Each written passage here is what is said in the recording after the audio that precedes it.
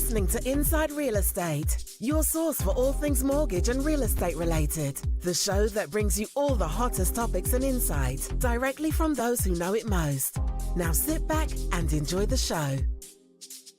What up? Paul Apostolakis, Tom Lauer. We are Inside Real Estate. For those of you that have found us again, thank you for coming back. For those of you that are new, welcome to the show. Please go to irepodcast.com if you have comments or want to get a hold of us. You can go to Facebook.com/IRE podcast to see us live. You can see us on YouTube, or you can catch us on any podcast app that's out there. Just, look up Inside Real Estate, either on Spotify, on Google Music, whatever it is. Please like, share, subscribe, and leave us a review. It means a lot to us. It really does. Today we are talking about a few things. Today we're talking about yesterday we had one of the worst rate days. Ugly. One of the worst rate days in my career. Yeah, literally in my career for sure. So what does that mean to housing? Oh shoot, I just got a phone call. What does that mean for housing? And what are our housing prices about to fall? That's really the crux of what I want to talk about today, Tom. And then we'll get into everything else around that, right? Okay. Redfin and Compass is laying off people. Yeah. So we'll talk about that. 18% of the workforce. Something like that. That's big. Yeah, pretty big. And, there's just a lot going on. We got the Fed meeting today. What is that going to mean? Are they going to do 75 bips? Are they going to do 50 bips? Are they going to do 100 bips? A lot of this. What's the market's pricing in 75, right? Yes. Yeah. 75. Well, I think the market was pricing in 50 bips. Right. And then someone said 100. And then someone said. And then it really went bad. That's the 800 day down on the Dow. Yep.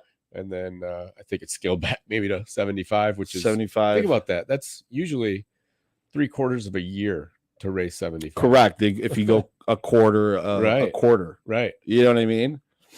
Wow. So it's pretty wild. So we'll talk about that. How do you feel? So Tom, talk to me about this because you're on the real estate side. Mm-hmm. How do you feel about Redfin? Hold on, let me grab this. Redfin and Compass signaling layoffs. So in filing with Securities Exchange Commission, Compass announces a 10% cut to their workforce, and Redfin announces an 8% cut. 10%. Okay. 18%. Oh, yeah. Between the two of them. Yeah. Well, they're a different model, right? They when the market was really hot, and there was just billions of dollars being poured into real estate technology firms, real estate technology companies, they really got their run at it. And I think the model that they went with, which we even toyed with the idea at the time, but it was making agents W-2, having more control of the agents, capping their income really, but making them W-2. But when you make someone W-2, that means you got to provide a salary, right? You got to provide typically health benefits, retirement, all that stuff. And I think when you feel like the amount of transactions are going to go down and you've got all that overhead and W-2 salary wages, I think it freaks you out. So I don't know if the article really talked about the job types that are being laid off, because you would think if you're smart, the last people you lay off are salespeople, right? Well, here's what I'll tell you. The Redfin filing had an attachment from CEO Glenn Kelman, who writes a regular blog, with demand. This is what he said: with demand 17% below expectations, we don't have enough work for our agents and support staff, and fewer sales leaves us with less money for headquarter projects. Wow. So they're cutting salespeople. Yeah, they are. They're cutting salespeople. They also, Kelman went on to say, with mortgage rates increasing faster than any point in history, we could be facing not months of fewer home sales, and Redfin still plans to thrive. If falling from $97 a share to $8 doesn't put a company through heck, I don't know what does. Did that happen? I don't know. Did it? The share price? Wow. I mean, I don't know. Did it? Yeah. I was on a call this morning, and someone brought up kind of doomsday scenarios. Oh my gosh, the sky is falling type situation. Or is that where we're at? Right. And, we were both doing loans back in 2008, 2009. And I think what happens is when you're in the moment of massive, quick change, it makes it feel like a doomsday scenario. Right. But then when you look back 6 months, 12 months, you're like, okay, that was a change. we went through the change and we adjusted. But I think it's human nature to feel like, oh my God, the sky is falling when things are taking place. Does that make sense? Yeah. So I mean, I don't know with Redfin, it feels like a little bit of a knee-jerk reaction to lay off salespeople. I can see maybe cutting back marketing and getting rid of staff. But when you decide to lay off salespeople, you're really just throwing in the towel. Yeah. In my opinion. Yeah. I mean, so there's another article in Housing Wire that says our home price is about to fall. And this guy, Logan Motashami, went through some other points in time that we said the market was going to crash. Okay. He went through like year after year of, crashes, and look at that graph right there. 3 months of. So walk me through this. What are we looking at? Okay. Months of supply. Yep. Got it. So for instance, in 2005, there was 4.5 months of supply. Correct. And then it got really heavy, super buyer's market, 10 months of supply in 2008. And then, it doesn't bring it out to where we are now, but we're at about a half a month of supply. Half a month, right? Right. So let's put it this way. Let's go through it. In 2013, what they said, because mortgage rates are rising, the Fed was tapering, housing would crash. That happened in 2013. And the 10-year shot up from 1.6 to 3%. Wow. Sound familiar? It does. Making housing cool down noticeably. And then nominal home price growth cooled down, but we had no negative year-over-year price declines as inventory didn't get over 5 months back then. We didn't get enough inventory back then. Even with that crash doomsday scenario of going from 1.6 to 3% on the 10-year, we still didn't have a market crash. And the reason why is because the demand was still there. Correct. Well, right. When you turn, that's what happens when you reduce rates, is you turn more people into buyers. Right. Yeah. So you're increasing demand. When you increase rates, you're reducing demand and you're making less people buyers. Right. Therefore reducing demand. Right. But right now we're in a situation where supply is so low that even if you cut out half of that demand by raising interest rates, we're still seeing multiple offers on properties. We're not seeing prices go down yet. Right.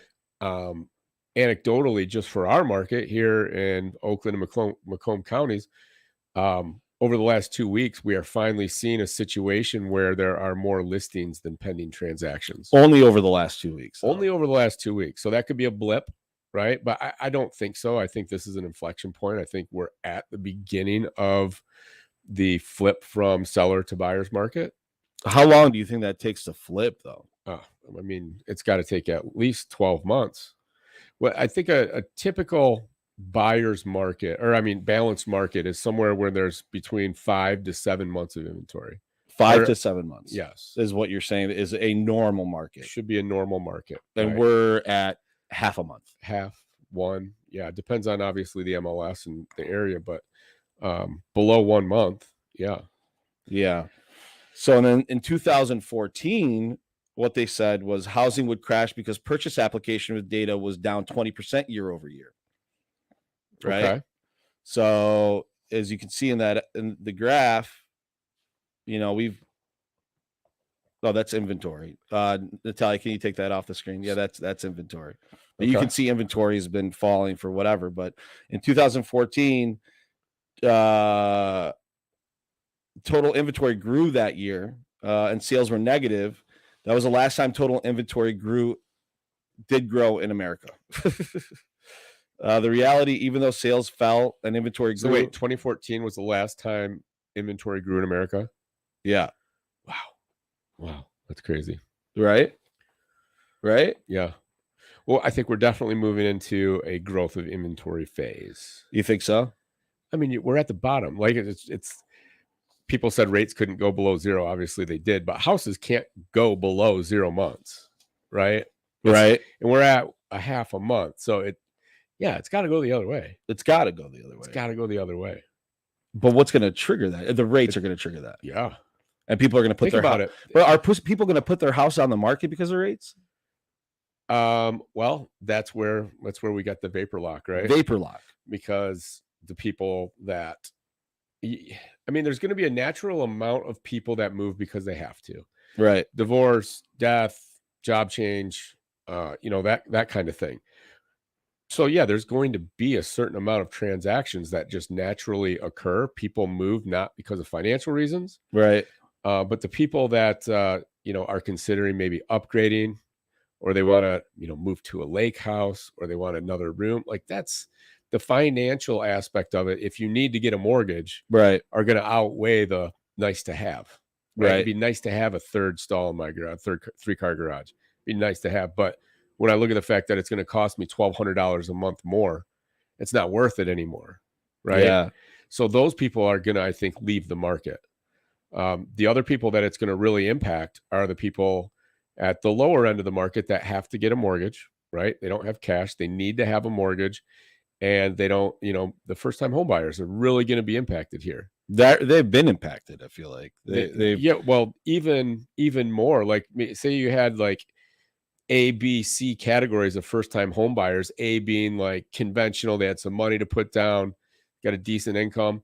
Like, they're moving down to Bs, and now the Bs are moving to Cs, and the Cs are moving out. Right, they're going to be handcuffed to have to rent for a very long time. Right. Okay, so let's move on to 2015. Okay. All right. So 2015, what they said, this was the start of the silver tsunami. This is the first baby boomers turned 62 in 2008, and thus 2015 would be the start of what they said would be a massive downsizing that would collapse prices because nobody could buy a home from the boomers, and they needed to discount their net wealth by 70% to have smaller homes to live in.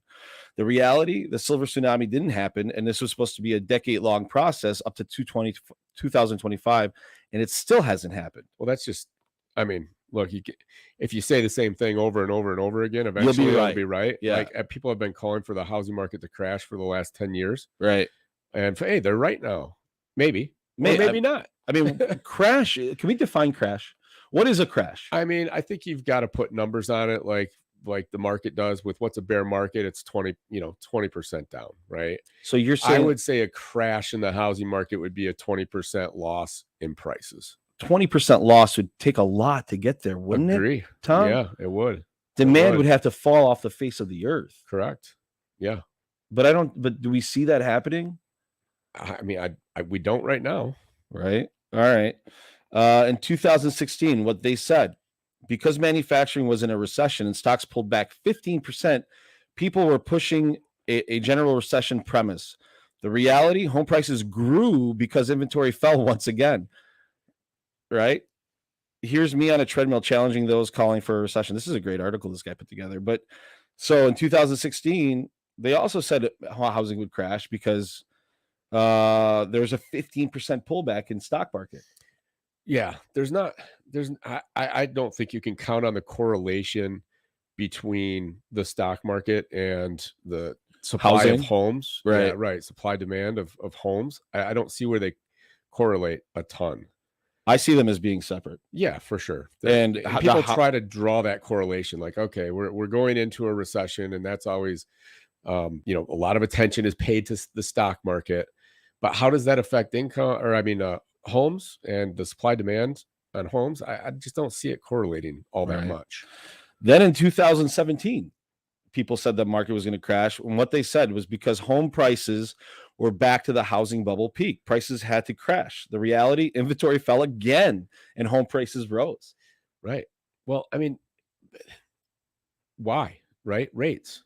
Yeah, rates were low. Yeah. Rates. I mean, we were back in the heyday of 3% for a 30-year fixed. I mean, so interest rates really affect the overall price of homes, in my opinion. Okay. Right? Because if you've got low interest rates, people can still pay $2,000 a month for a $400,000 house. Yeah. So that was probably a big part of that in 2017. Right. No doubt. All right. So 2018. Okay. They said there was going to be a crash. What they said, with mortgage rates rising to 5%, the new home sales sector getting hit hard, housing would crash. The reality, the existing home sale marketplace was in much better shape. Sales fell, but the total inventory still didn't grow. The monthly supply data increased as it took longer to buy homes. There was no inventory growth, and the purchase application data were only negative for 3 weeks out of the year. Right. So didn't happen again. But rates went up to 5% at that. Okay. So we did hit 5% in Yeah. 2018. Right. So, we had higher rates for a moment. Well, I think part of what happens too when rates kind of spike like that is even though you think overall it's going to hurt demand because the monthly payment for a house is higher, it scares people. The people that were sitting on the fence that were, had pre-approved at 3.5%, they see rates spike to 5% and they're like, oh my gosh, I need to buy now. So I could see a spike in rates causing like a spike in demand for housing. Right. Maybe that's what happened then. Yeah. All right. What do you think happened in 2020? Well, I can tell you that we didn't have a housing crash. We did not. But there was COVID. There was COVID. And a lot of people said because of COVID, we were going to have a housing crash. No, it was the exact opposite. Yeah. I mean, there was, I do remember when COVID hit, there was, the MLSs wouldn't let us show houses. You couldn't go into houses anymore. Correct. So Correct. It did kind of lock down the market, but people were buying houses still. Like we never got to a point where there were no sales, even through the heart of COVID. No, we still always had sales. We had sales. Right. Yeah. We definitely had sales through COVID. And then what else did COVID do, Paul? It pumped a lot of cash into the system. A lot of cash got pumped into the system. A lot of cash. And rates went down, right? There was fear. So rates went down even rates more. Went down and even now more. People have more cash in their pocket.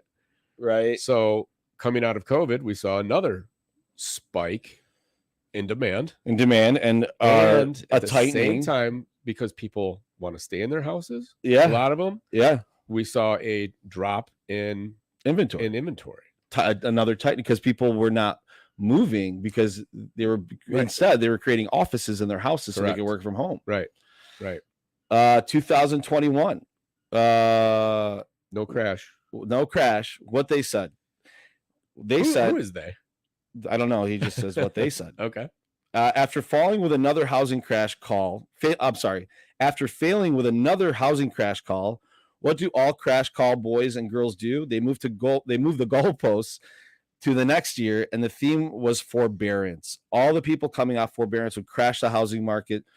The reality data was stable, and most people making over $60,000 a year got their jobs back October of 2020. I remember that. Right? Yeah. I remember when, look, it's really simple. You keep saying the same thing over and over. Eventually you're going to be right. Yeah. But they weren't right. No, they weren't right. But they're still saying it right now. Now there's more people squawking about a housing market crash. Yeah. How much of it is just mentality, human mentality, you think? Overall, at some point, people start hearing this stuff, and does it affect them? Well, yeah. When I think there's, think about interest rates just in general, it's such a huge, impactful thing. It's like a freight train, right? Mm-hmm. Low, high, wherever they are. When it changes so quickly, when something so big makes a pivot or a change so quickly, right? I think that freaks everybody out. Right. Everybody gets extremely scared when that happens. Right. And then, there's the sky is falling scenarios start coming out left and right. Natalie, can you go to this graph, the NAR total inventory data going back to 1982? I don't know if you have that, but if you do, that'd be awesome to bring it up. Yeah, I mean, look, dude, we're at the lowest level for inventory since 1982. Even when rates were 13, 14% in 84, we had more inventory. Right. Well, that's probably why we had more inventory. I don't know. I mean, we just had a ton of inventory. And then we saw a bunch of inventory hit the market in 2006, 2008. And that was the financial crash. But now we're just so low that it's crazy. Right. I think the big, I guess, elephant in the room is just inventory. Right. Yeah. And like available homes is still the constant issue. Well, time on market is 6 days faster. I'm looking at the other graph. Median listing prices is up 18.2%. This is the week ending in May 28th, 2000 year-over-year change. So we're up 18%. Okay. New listings are up 2%. Active listings are up 11%, but homes are moving faster. Right. Right. What does that mean? That means that the months of supply is still shrinking. Because there's more pending transactions, there's more under contract transactions happening than new listings hitting the market. Right. So the houses are being gobbled up. Yeah. Faster than they can come to market still. Right. Which is crazy, even at higher interest rates. Right. That would indicate the opposite of a crash. Yeah. Unless, a lot of times when things crash, there's a spike before the crash. Right. So why do we, I don't know. Why do we care about the crash? Why do we care about the crash? Yeah. It's or why do we care about predicting the crash? Well, that's what we do on our show is we try to inform the public, right? Right. I mean, that's really the only reason. The crash, we can't control the crash. Well, there's like freaking out about a crash is to me a little short-sighted. I mean, you gotta control what you can control. I can't control the stock market or the housing market or rates. Inventory Right. or rates. Can we just talk about how bad rates did get yesterday? Yeah. You priced a loan out. Why don't you talk about that? I mean, I don't want to say it. It's embarrassing. You gotta say it's it. Crazy. You gotta say it. And we're talking no point rates. I mean, there's a lot of people quoting points. This was the client had a 799 credit score, W-2 job, great history. 799 credit. Right. Excellent credit. Putting 20% down. 20% down. 20% down. And 6.625 was the 0 point rate. At some lenders, there was no 0 point rate. You had to take them all the way up to the highest rate on the sheet, which was like 675, and then there were still some points being charged. What I also noticed when I priced that out is the difference between the wholesale lenders. I think people were freaking out yesterday. Given the comp being the same across all lenders, there's vast differences between lenders and the rates they're offering right now. Yeah, some lenders are at the low 6% range, some lenders are at the high 6% range. That's a huge swing. Like 100 to 150 basis point swings just between lenders that are typically within 25 to 50 basis points of each other. So we're talking year over year, 100% increase in payment. I think it's more than that because we're talking about 100%, more than 100% increase in the rate. That's what I mean. We were at 3%. Yeah. I mean, pull up your mortgage calculator. I think you'll see that the increase in payment is even more when you go from a 3% rate. We lost one. Yeah. So when we go from a 3% rate up to a 6.5% rate, the payment is, I think, more than 100% increase. Yeah. Wouldn't you? Yeah. Yeah. I mean, we'd have to run the numbers, but I haven't run them. I wish I had my mortgage calculator with me. I'd always do. It's on my phone. Oh, it's always on there. Okay. I can't believe you don't have the app. Well, I'm not on my game as much as you are. Yeah. I'm the old school calculator. We have the same calculator. You can get it on an app. Really? Yeah. Look, it's on my home screen. Oh, wow. That's amazing. I need that. You got to download that, bro. Yeah. You got to have, it's always on your phone. Yeah. You need that. It's the Qualifier Plus or whatever the fuck it is. Right. I'm disappointed in you. I'll get better, Paul. All right. Well, I mean, look, inventory is a problem. Inventory is a really big problem. How do we get more inventory? Just so everybody knows, foreclosures are at the lowest level they've ever been. They're below 2%. Right. And that's a product of having a lot of equity in your house. Because if you're in trouble, you can just sell the house. Sure. You don't have to do a short sale and you're not underwater. Now, if we get to a point where people lose 20% in equity, then we'll see the foreclosures because you won't have the equity to make the sale, to get out of it. Right. Right now, if I get in trouble, I've got $50,000 in equity. I could just sell the house. Right. So how do we get to a point where we have a 20% correction and we start losing, there's a bunch of foreclosures? I mean, I got to believe that if for that to happen, people are going to have to not be able to make their payments, right? Right. What's going to make homes come to market and in a mass scale is what's going to get us to a housing crash. Right. And that could be foreclosures, right? Yep. I mean, if we do have a recession and people start losing their income and they can't make their mortgage payments, you're right. The first thing that'll happen is we'll see houses come to market because those people in trouble have to sell. Right. And then, like you said, once values drop enough to where selling is not an option and people become underwater, which, gosh, there's so much equity in homes right now. I mean, that's going to be a long haul. Yeah. Yeah. As a business owner, Tom, I mean, I know that you know, you're the CEO of RealTeam Real Estate, right? And we don't talk about that much, but I think it's prudent to bring that up. As an owner and as someone that's running a real estate company, what do you do to prepare for this this huge X factor of the unknown, right? Like, we don't know what's going to happen. We don't have a crystal ball. But so what has to happen in your world to be prepared? How do you prepare for something like that? Well, we are prepared. And the reason I believe we're prepared is because of the culture that we have and the people that we have. I truly believe that markets don't make the person makes the person. Right. Right. And just from my own standpoint, I went through a real rough time in 06, 07, 08, 09 in mortgages. Yeah. Right. Saw my pipeline disappear. Mm-hmm. But it was all about the mindset to get through that. You decide, am I going to stay in this game? Is this where I want to spend my time to trade my time for money? Right. And if it is, then I'm going to be at the top of my game. I've got to just be smarter, work harder, and keep a positive mental attitude. And I know that the agents that we have at RealTeam are those people.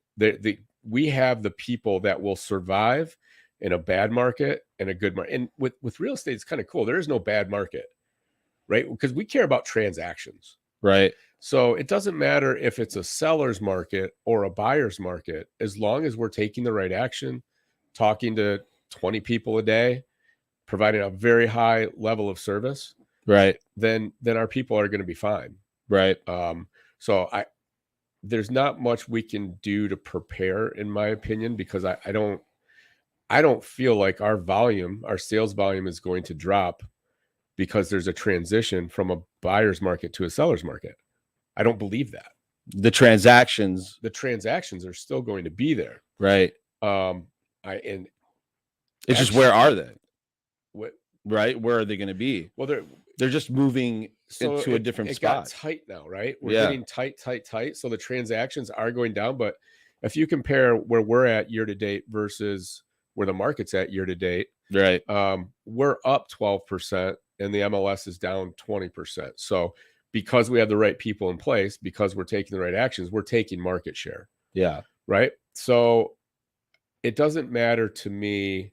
I actually like this because I think what's going to happen, we talked about it on the last show, right? People are getting out.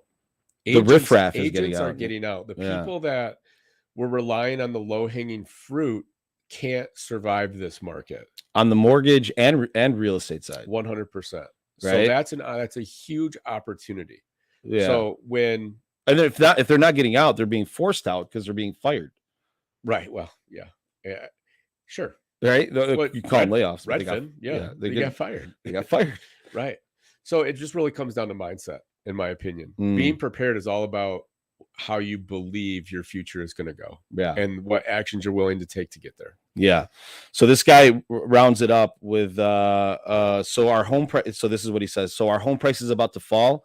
What I've presented here is the key data lines that need to happen first. Monthly supply data getting over 4 months with some duration and total inventory levels getting back to a range of 1.52 to 1.93 million. Until that happens, don't look for anything big in terms of price declines, as inventory and monthly supply of homes are just still too low. Yeah. Right? Couldn't agree more. Right? I mean, that's the long and short of it. Until the supply demand issue gets rectified, we're not going to see depreciation in housing. No, we're not. No, it's just not happening. And I mean, who knows what's going to come down the pipe, man? I mean, 7% rates is it's overnight. Here. Yeah, overnight. Yep. We hit 7% rates overnight, And people need to get used to that almost. Like I'm saying 7, they're not really 7, but I'm saying 7. Yeah. Get used to 7. That's where we're at. Get used to it. That's where we're at. Get used to 6.5. Get used to 6 in front of your mortgage. If you start telling people that, they're like, oh my God, you must be crazy. Crazy. Right? Especially people that had pre-approvals at 5.5%. Yeah. It's scary for them. Sorry, I just lost my voice. What happened, buddy? You got a frog in your throat? Allergies, I guess. Yeah. Yeah. So we can belabor the point, but you know, at the end of the day, we just don't know what's going to happen. It's just going to either happen or not. It's going to happen or not. Right. Yeah. It's going to happen or not. So Tom, in your world right now, like I know you talked about what, you know, as a company, what you're doing to prepare for this. What are you doing personally to put yourself in a position to win in this market? I don't know yet. Yeah. Well, I'm my voice is gone, Paul. Okay. I'm focused on making our agents as productive as possible, providing as much value to our agents as possible. Yeah. That's about all we can do is support our agents as much as possible. Yeah, man. Do you have anything you want to talk about? You know, I just like I said, it's about mindset. You got to keep your head in the game. Right. And the sky's not falling. This is a change, it's a pivot, but we'll get through it. I mean, it's that simple. What's going to happen with all this equity in these houses, right? I'm sitting on a rate at 2 something or 3 something, right? Inflation is going way up. Right. Inflation is going way up. But there's all this equity sitting in these houses. Right. What's going to happen to all this equity? I mean, how do people tap into it? I think people are going to access it. You think so? I think so. I mean, when you've got to spend, I mean, some people are, when they fill up their gas tank, they're putting $150. I put $111 in my tank. $200, $300. Yeah. You know, so with gas going up the way it has, with just grocery, I mean, we have a family of 5 and 3 of them are boys that eat a lot. Our grocery bills are as much as a mortgage payment. Yeah. So like, unless your income is also rising, those expenses are going out the door. And if you've got a bunch of equity sitting in your house, I think we're going to see home equity lines get just pounded. Home equity lines. Yeah. Because people are like, you asked about my specific situation. I'm at 2.5% of my mortgage. Yeah. I got a bunch of equity in the house. Yep. And if it got to a point where, you know, my cash reserves were at a point where I needed to tap the equity, I'm not going to refi. Right. I'm not going to refi my primary mortgage. I'm going to go get a home equity line and tap that. Yeah, I see home equity lines being a big part of how people are going to be pulling cash out through their home equity lines. Whether, for sure. You know, if they want 20,000 or 30,000, they're not going to redo the whole mortgage, right? They're going to go get a home equity line if they can qualify for it. But it's crazy. We're mortgage guys, right? Yep. Find me a standalone home equity line that I can sell to a client. And we don't have it. Some credit unions have them. Right. You got to go to a credit union. You got to go to a bank. There's not a great, even rates. Even the big ones, Quicken. Yep. United Wholesale, like these big guys, they're not offering anything. No, not for the broker community. That's for sure. Well, right. And you know, most brokers, the brokers that don't care about taking care of their clients and they care about a commission, those guys don't want home equity lines because you don't make any money on them. Yeah. Right. Yeah. But if you really want to take care of a client, that's the option that you want to offer right now. Yeah. Right. If you've got a good client that you've done 3 or 4 transactions for, and they're sitting on $100,000 in their house, and they call you and say, "Hey, my payment's too high," but they're at 3.5%. You know, most brokers that are hungry for a commission are gonna do that. Hey, look, if we do refi you, roll everything in, your new payment's $600 less than this payment. Yeah. Let's go from the 3.5% to 7%, right? Right. That's the move. Yeah. That's not the right thing to do, in my opinion. The right thing to do, and this is you got to look at the blended rate. To be fair, you got to look at the blended rate. Like if you're going to get a home equity line I agree at 12%, sure, right, right. Then what are we talking about? When you do that math, when you do that blended rate, 9 times out of 10 right now, you're going to see that a home equity line on a much smaller balance makes more sense than doing the whole balance over. Yeah. Oh, we just lost another camera. So now it's just me. Can we turn this back on? They're too hot. Is that what's happening? Yeah, it said they're too hot. Okay. Maybe we can turn that one back on. Yeah. Yeah. Let's do that. One thing I wanted to talk about. Oh, you're in the way. One thing I wanted to talk about is the recession coming? Right?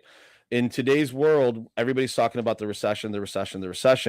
But one thing that really gets me is like jobs. I don't understand how we go into a recession when job growth and jobs are so high. I mean, everybody's got a job. Everybody's looking for help in their businesses. Everybody's short-staffed.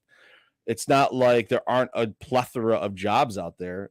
I just don't see where the recession is coming from right now. I mean, obviously with rates going up and it looks like the Fed, in my opinion, they want to go into a recession, right?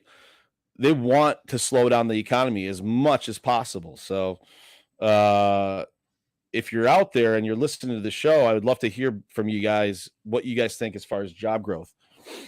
And wanting to go into a recession? Yeah. Like what? Like how are we going to go to a recession? Works though. But if we've got jobs and jobs are so hot right now, like how do you the recession?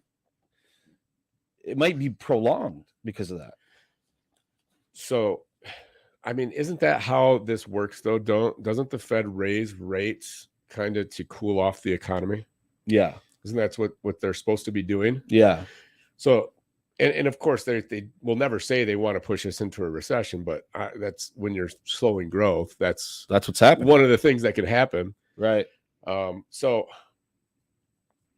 I don't know. What are your thoughts on recession? Do you think there's one coming? Yes. Yeah, there's got to be, right? Yeah, we might already be in it. I think that's the thing about recessions. A lot of times is you don't know you're in it until you look back on it. Well, right. You got to have two quarters of negative growth. Right. So I think we're already in it. We're in a bear market. We know that. That's for sure. The stock market's in a bear market. I'm not a doomsdayist. I'm not. No. But what scares me is the quantitative easing experiment. We've never done that before. We've never had rates all the way at zero, and then the Fed printing trillions of dollars to buy mortgage-backed securities to continue to push rates below zero. Right. So we don't know what the result of that's going to be. But I think right now we're at a point where we're gonna see what the results are. Yeah. I'm not a doomsdayist at all. Me either. Like I think we shall get through this. We got through 2008. And the housing market will survive. Yeah. Kids these days, they do believe that part of the American dream is home ownership. Yeah. And that hasn't changed. And there's a lot of wealth that is built off of owning homes. We've seen it over the last 5 years, right? We saw one dip in 2008, 2009, but the overall trend is way up. No doubt. I wonder if it changes the way housing looks though, right? Because if housing becomes unaffordable for people, at certain people at a certain point, depending on income and assets, if it's unaffordable, are we going to see people teaming up to buy properties together? You're going to see that happening. You're going to see land contracts happening because somebody's got a 3% rate on their house and they can charge 5%, make some money on it, and it's still lower than the market, right? Right. So cooperatives, co-ops. We're going to see different products come onto the market for the underserved. I mean, co-op is not a bad deal. You can get yourself a little 1-2 bedroom for 50-60 grand, right? Right. But we don't have co-ops here in Michigan, really. Yeah, there's a couple. There's a few, but there's not many. But I think the whole landscape is going to change on where people are living and how they own versus rent. Yeah. Because I don't think renting's the option in a high inflation environment. Not unless you've got a lease that you're grandfathered into. Right. Because rent's going to go up. Yeah. Right. Yeah. But the first time home buyer is the one that's getting squeezed out right now. Correct. So how the hell are they going to get houses? They got to rent. Right. Got to live somewhere. I don't think people really understand how critically low inventory is and Right. how much that actually affects everything else. Right. Overall inventory is low. Now think about inventory that's affordable. Affordable inventory is just affordability is dying. Yeah. Right. So, all right. That is the end of our show. We'll do 3 questions for each other. Yeah, we'll do 3 questions. I'll ask you and then I'll answer the same question. Okay. All right. Fair. If you had to wear one article of clothing only for the rest of your life, what would it be? Whew. Only one article of clothing for the rest of my life. Well, I'm bald, so it'd probably be a hat. A hat. Yeah. I mean, you'd be naked with a hat on. Yeah. I mean, what are you gonna want? You want me to just say like if you were on a deserted briefs? If you were on a deserted island, no one's there, by myself? By yourself. Hat all day. Really? Hat all day. Yeah, this thing burns, man. Yeah. This here. I don't know what that's like. I got hair. Yeah, you do. It burns and got it. Yeah. On a desert island for sure, hat. No doubt. Like a big wide brim one. Yeah. You know? Yep. Oh yeah. I would do shoes. Shoes is good. Yeah, shoes. Especially if it's a rocky island. Just in general, I'll walk around naked with shoes on. Okay. Yeah. Yeah. We're protecting the opposite ends of our body. Yeah. I need to protect the head. You're about the feet. All about the feet. Let's do you have another question? Do you have a question? Let me think. You think I'll ask a question.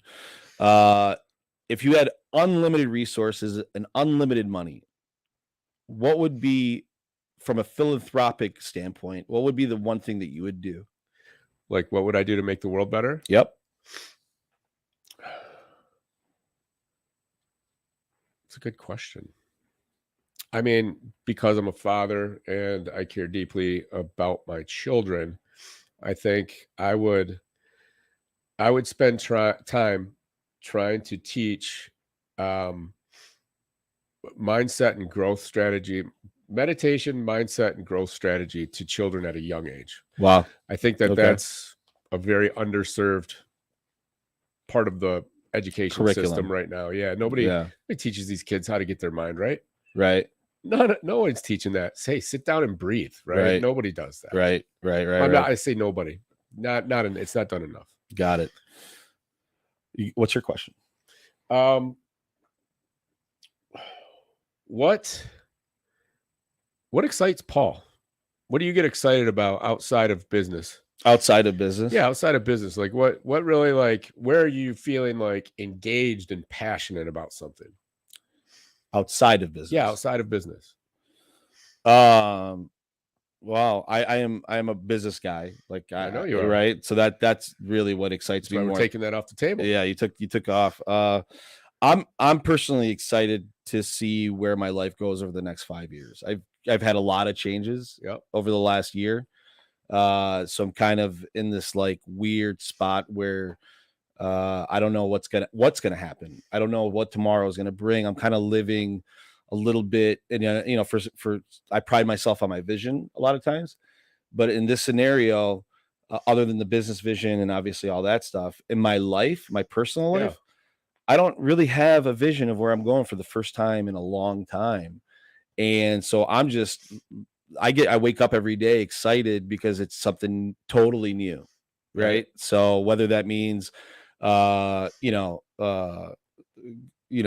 means like discovering something new or getting into a new sport or, having things come at me. But I'm excited about my life.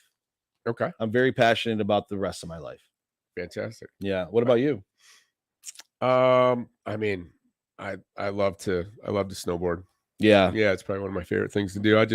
It's not just the snowboarding. It's like being in that environment where you're around the mountains and the snow is like 6 foot deep. Yeah. I don't know. I just love that. I'm really looking forward. I'm looking forward. I ski. But I'm looking forward to getting on the mountain with you. Yeah. I don't think we've ever done that. No, we haven't. No, that'll be fun. All right. So that is our show, everybody. Thank you all for listening. I know that it was a little bit probably not that exciting to talk about financials and all that stuff. Listen, it was impactful. I think what we just talked about was important, though. Yeah, it was important. We had to talk about it because of everything that happened. For those of you that have made it through the show, thank you so much for listening. I can't thank you enough. If that was your first time, If that was your first time, welcome. If it was not your first time, thank you again for coming back. Please, please, please like, share, subscribe to our show, hit the notification bell, leave us a review. It all helps us quite a bit. And I can't tell you how excited I am for, we've got Matt Ishbia coming in on our show for the 200th episode. Wow. Matt Ishbia. Yeah. The guy. Cool. Yeah. So, but that's it. We are gone. We will see you guys next week. Thank you, Natalie, for doing what you do. And we will see you later. Peace out. Bye. You've been listening to Inside Real Estate, the nation's top real estate podcast. Don't forget to follow us at irepodcast.com and everywhere where podcasts are available.